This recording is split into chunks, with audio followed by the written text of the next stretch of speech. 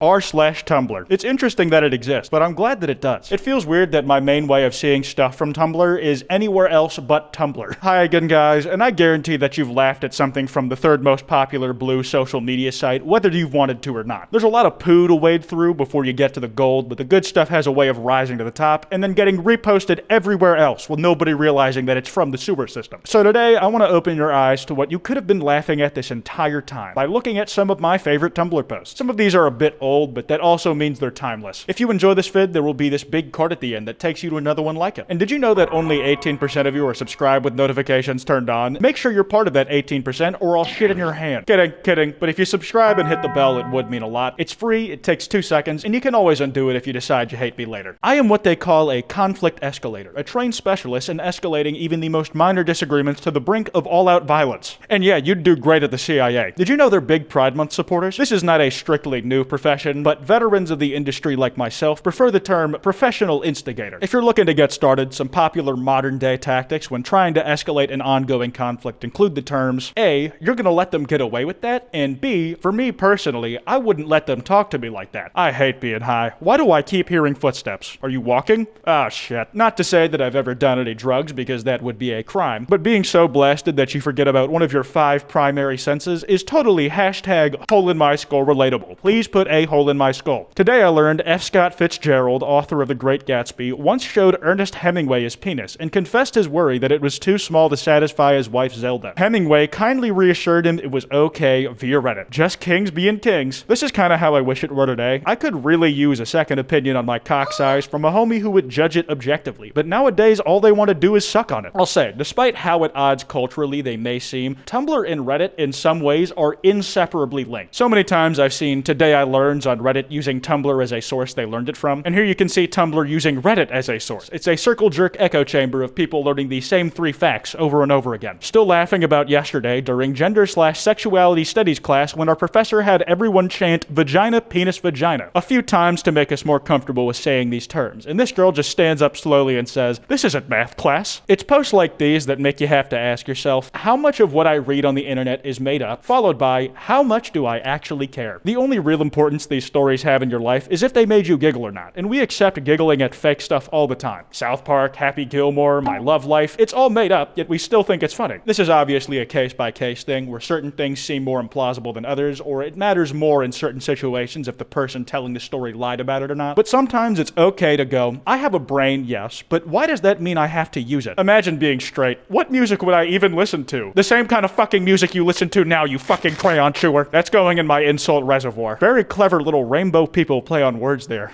Crayon chewer. These days, I don't know if the connotation of what gay people music is super flattering. Like, we've literally talked in a past video about how you should never give an LGBT person the aux. They'll play some shit like this and call it music.